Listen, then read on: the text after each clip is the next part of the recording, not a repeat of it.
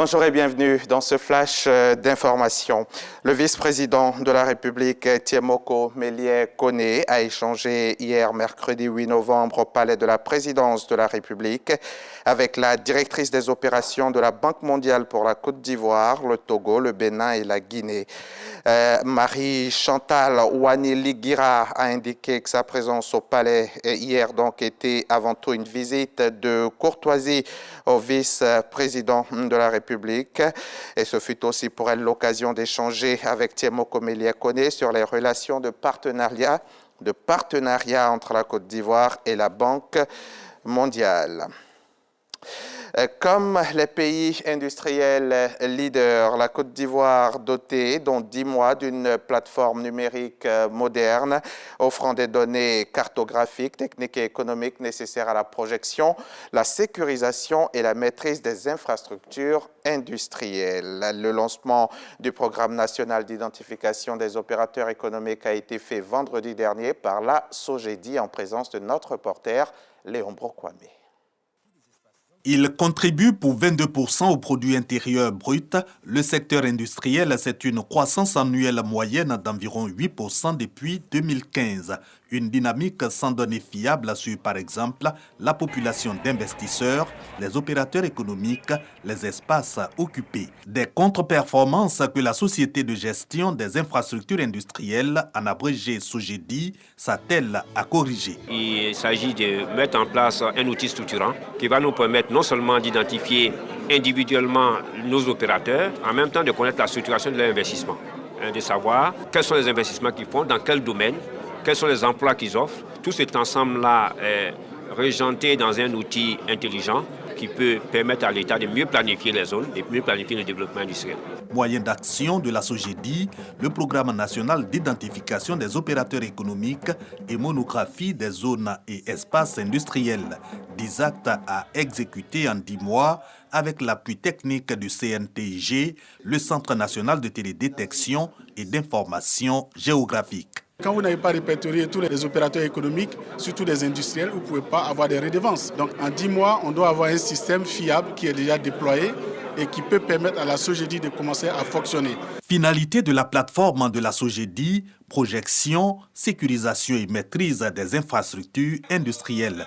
C'est le couronnement des réformes du gouvernement pour mettre la Côte d'Ivoire au standard des pays industriels leaders selon la tutelle. Ce programme vise avant tout à renforcer le dialogue social et sectoriel État-secteur industriel afin de promouvoir un meilleur épanouissement des investisseurs pour l'industrialisation et l'amélioration du climat des affaires. Au moins 2 milliards de francs CFA, coût du programme national d'identification des opérateurs économiques et monographie des zones et espaces industriels. Je vous emmène maintenant à Grand-Bassam, région du sud Comoé, à une cinquantaine de kilomètres d'Abidjan. C'est dans la cité balnéaire que les diplomates ivoiriens ont vu leur capacité renforcée sur la criminalité transnationale et le terrorisme. Séance de formation initiée par le ministère des Affaires étrangères en partenariat avec la CEDEAO et l'ONUDC, l'Office des Nations Unies contre la drogue et le crime. De retour de Grand-Bassam, Jean-Marc Djadji nous proposera son reportage dans le 13h. Lundi dernier, à l'issue d'une longue instruction, les juges français ont estimé avoir assez d'éléments pour mettre en accusation et poursuivre l'ancien chef de milice congolais Roger Lumbala. Il était à la tête du groupe armé RCDN durant la Deuxième Guerre du Congo. Il sera jugé devant les assises pour complicité de crimes contre l'humanité commis en 2002 et 2003 en Ituri et au Nord Kivu. Cette mise en accusation intervient au terme de près de 3 années d'instruction, durant lesquelles, malgré l'état de siège et les restrictions liées au Covid, des victimes soutenues par des ONG ont pu témoigner. Et dans cette affaire, une quarantaine de victimes se sont portées partie civile. D'autres pourront se porter partie civile également à l'ouverture du procès.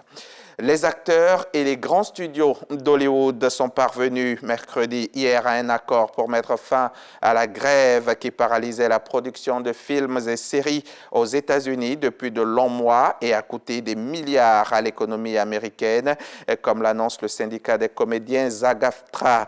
À 118 jours de grève de la part des comédiens qui réclamaient une meilleure rémunération dans une industrie bouleversée par l'avènement du streaming et des garde-fous en matière d'intelligence artificielle.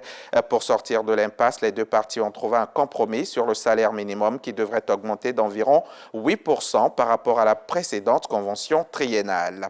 Le Qatar négocie la libération d'une dizaine d'otages pour moitié des Américains détenus par le Hamas dans la bande de Gaza en échange d'une trêve humanitaire de 3 jours.